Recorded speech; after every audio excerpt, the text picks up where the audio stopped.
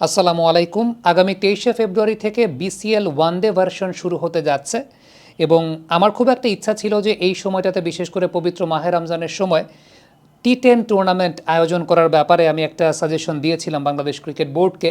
But এই ব্যাপারটাও Bangladesh cricket board মাথায় রেখেছে যে সামনে কিন্তু ওডিআই সুপার লিগের ম্যাচ আছে বাংলাদেশের, এবং সেটা পবিত্র মাহে রমজান মাসে বাংলাদেশ ক্রিকেট দল পাকিস্তানের এগেনস্টে ওয়ানডে সিরিজ খেলবে। সো এই ওয়ানডে সিরিজটা কিন্তু খুব গুরুত্বপূর্ণ, বিশেষ করে 2027 50 ওভারের ওয়ানডে বিশ্বকাপে সরাসরি জায়গা করে নিতে এখনকার প্রত্যেকটা ওয়ানডেই কিন্তু গুরুত্বপূর্ণ। সো টি10-এর যে ব্যাপারটা সেটা আমার তরফ থেকে একটা প্রপোজালের জায়গা ছিল, বাট দ্য ফ্যাক্ট ইজ গুরুত্ব বিবেচনায় এই মুহূর্তে কিন্তু ওয়ানডে ফরম্যাটটার একটা গুরুত্ব আছে, বিশেষ করে যেহেতু এই টি20 ওয়ার্ল্ড কাপের পরপরই বাংলাদেশ এবং পাকিস্তানের মধ্যকার ওয়ানডে সিরিজ, এবং এই ওয়ানডে সিরিজের কারণেই বাংলাদেশ ক্রিকেট বোর্ড এই মুহূর্তে বিসিএল ওয়ানডে ফরম্যাটটা আয়োজন করতে চাচ্ছে, বিকজ এই প্লেয়ারদেরকে ম্যাচ প্র্যাকটিসের জায়গাটায় রাখে এবং ওয়ানডে ফরম্যাটটাতে একটু সিরিয়াস মনোনিবেশ করার ক্ষেত্রে। এবং সবচাইতে উল্লেখযোগ্য ব্যাপারটা হচ্ছে বগুড়া এবং রাজশাহীতে ম্যাচ আয়োজন করা হচ্ছে, যেটা বাংলাদেশ ক্রিকেটের পার্সপেক্টিভ থেকে খুবই গুরুত্বপূর্ণ, কারণ আমরা জানি যে বগুড়া এবং রাজশাহীর উইকেট অনেক ভালো থাকে, সেখানে প্রচুর পরিমাণে রান হয় এবং প্লেয়ারদের আইডিয়াল প্র্যাকটিস যেটা আমরা বলি, আইডিয়াল প্র্যাকটিসের জন্য কিন্তু বগুড়া এবং রাজশাহীর উইকেট একদম যথোপযুক্ত। বিশেষ করে আপনি যদি আমাকে ব্যক্তিগতভাবে বলতে পারেন, আমার কাছে মনে হয় বাংলাদেশের সবচেয়ে বেস্ট উইকেট বগুড়া এবং রাজশাহীতেই, আমাদের নর্থ বেঙ্গল বেল্টেই। এটার পেছনে আসলে কিন্তু সায়েন্টিফিক অর্থাৎ ভূতাত্ত্বিক কারণ রয়েছে, ভৌগোলিক কারণ রয়েছে। বিশেষ করে আমাদের নর্দার্ন বেল্টের মাটির বৈশিষ্ট্য খুব ভালো হয়।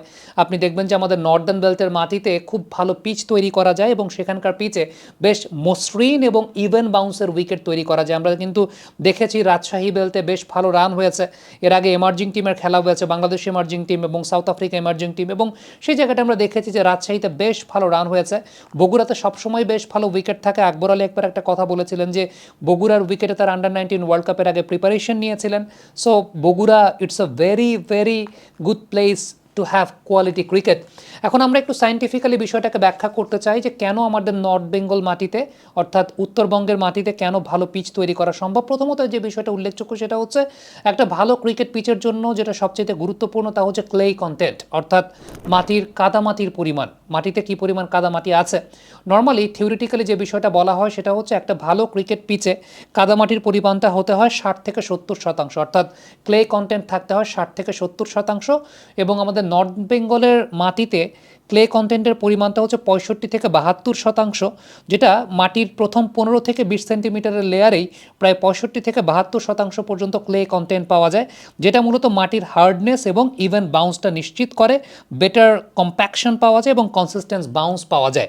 এই বিষয়টা খুব গুরুত্বপূর্ণ ক্লে কন্টেন্টের জায়গা থেকে, যে নর্থ বেঙ্গলের মাটিতে ক্লে কন্টেন্টের পরিমাণটা চমৎকার থাকে। এবারে সিল্ট কন্টেন্ট নিয়ে কথা বলতে চাই। সিল্ট কন্টেন্টের ক্ষেত্রে যে বিষয়টা উল্লেখযোগ্য, একটা ভালো ইভেন উইকেট তৈরি করার জন্য মাটিতে সিল্ট কন্টেন্টের পরিমাণ থাকতে হয় 15 থেকে 25%, যেটা আমাদের নর্থ বেঙ্গলের মাটিতে 18 থেকে 22% পর্যন্ত থাকে। এবং এই সিল্ট কন্টেন্ট মূলত যে কাজটা করে সেটা হচ্ছে কাদামাটিকে বালির সঙ্গে বেঁধে রাখে, স্মুথ এক ধরনের কম্প্যাকশন প্রদান করে, এবং সিল্ট কন্টেন্টটা এরকম সীমার মধ্যে থাকলে সেটা ক্র্যাক কম তৈরি করে মাটিতে। স্যান্ড কন্টেন্টের পরিমাণটা আসলে নর্থ বেঙ্গলের মাটিতে একটু কম থাকে, যে কারণে আমরা নর্থ বেঙ্গলের মাটিতে ড্রেনেজ সিস্টেম বা ড্রেনেজ ব্যবস্থাপনাটা একটু, বিশেষ করে বগুড়াতে আমরা ড্রেনেজ ব্যবস্থাপনাটা আসলে খারাপ দেখি। এখন এই সিজনটাতে বৃষ্টিপাতের সম্ভাবনাটা নাই, সো আলটিমেটলি বগুড়াতে উই হোপ যে কোয়ালিটি ক্রিকেট হবে। রাজশাহীতে আমরা দেখতে পাই যে রাজশাহীর ড্রেনেজ সিস্টেম বেশ ভালো, সেক্ষেত্রে রাজশাহীর মাটিতে বৃষ্টি হলেও খুব বেশি প্রবলেম হয় না, কারণ রাজশাহী স্টেডিয়ামের ড্রেনেজ সিস্টেমটা আসলে খুব ভালো। 10 থেকে 20% স্যান্ড কন্টেন্ট থাকার প্রয়োজন ভালো ড্রেনেজের জন্য। নর্থ বেঙ্গলের মাটিতে আমরা দেখি যে 8 থেকে 12% মতো স্যান্ড কন্টেন্ট থাকে, যেটা আসলে একটু কম, যে কারণে বগুড়ার ড্রেনেজ ব্যবস্থাপনাটা আমরা একটু পোর দেখি আসলে সত্যিকারের অর্থে। পিএইচের পরিমাণ, পিএইচ খুব গুরুত্বপূর্ণ মাটির বৈশিষ্ট্যের ক্ষেত্রে। একটা ভালো ক্রিকেট পিচে পিএইচের পরিমাণ থাকার প্রয়োজন 6.5 থেকে 7.5% পর্যন্ত। নর্থ বেঙ্গলের মাটিতে পিএইচের পরিমাণটা থাকে 6.8 থেকে 7.2 পর্যন্ত, যেটা আসলে গ্রাসের অর্থাৎ ঘাসের রুট হেলথকে অনেক সহায়তা করে, অর্থাৎ গ্রাসের রুট হেলথটাকে বেটার হতে সহায়তা করে, সয়েল কম্পোজিশনটাকে ভালো রাখতে সহযোগিতা করে। মিনারেলের পরিমাণ মাটিতে আমাদের নর্থ বেঙ্গলে যে বিষয়টা উল্লেখযোগ্য সেটা হচ্ছে আয়রন অক্সাইডের পরিমাণটা অনেক ভালো থাকে এবং রেডিশ অক্সাইডটা বেশ ভালো থাকে।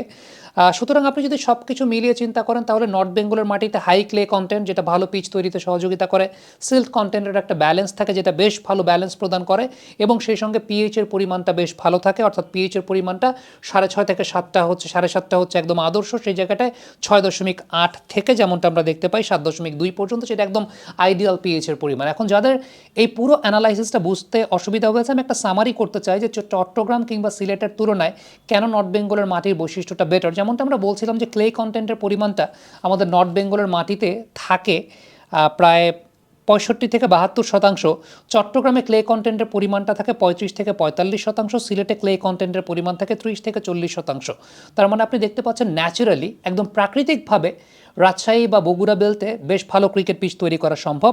সিল্ট কন্টেন্টের পরিমাণটা চট্টগ্রামে 25 থেকে 35%, সিলেটে 35 থেকে 45%, যেখানে একটা ব্যালেন্সড সিল্ট কন্টেন্ট থাকে প্রায় 18 থেকে 22%-এর মতো নর্থ বেঙ্গল বেলতে।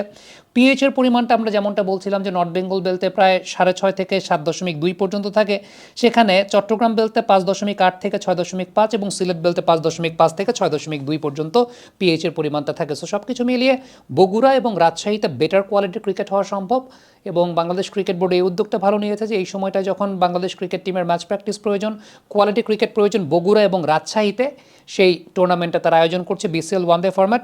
I still hope for T10 tournaments to be introduced in Bangladesh, but এই মুহূর্তে ওয়ান ডে ফরম্যাটটা যেহেতু বাংলাদেশ ক্রিকেটের বেশি প্রয়োজন, যেই কারণেই বাংলাদেশ ক্রিকেট বোর্ড এই বিষয়টা আয়োজন করেছে। বাট আমার তরফ থেকে একটা প্রস্তাবনার জায়গা বা আমার তরফ থেকে একটা রিকোয়েস্টের জায়গা ছিল যে T10 টুর্নামেন্ট যদি বাংলাদেশে হয় অবশ্যই দর্শকরাও অনেক পছন্দ করবে, T20 ক্রিকেটের প্র্যাকটিসের ক্ষেত্রেও অনেক বেশি মাত্রায় সহযোগিতা করবে। বাট যেহেতু এই মুহূর্তে বাংলাদেশ ক্রিকেটের ফোকাসটা সামনে আইসিসির ইভেন্টটা 2027 সালের ওয়ানডে বিশ্বকাপ, এবং এই ওয়ানডে বিশ্বকাপে জায়গা করে নিতে হলে বাংলাদেশের সামনে কিন্তু অনেকগুলো ম্যাচ জয়লাভ করতে হবে, ওয়ানডে সুপার লিগের ম্যাচ আছে, আর ইমিডিয়েটলি T20 ওয়ার্ল্ড কাপের পরেই কিন্তু বাংলাদেশের পাকিস্তানের সঙ্গে ওয়ানডে সিরিজ। সো এই সব কিছু বিচার বিবেচনা করেই বাংলাদেশ ক্রিকেট বোর্ড সেই যৌক্তিক সিদ্ধান্তটা নিয়েছে, এবং আমার কাছে তার চাইতেও বেশি যৌক্তিক সিদ্ধান্তটা মনে হয়েছে বগুড়া এবং রাজশাহীর মাটিতে ম্যাচ আয়োজন করাটা।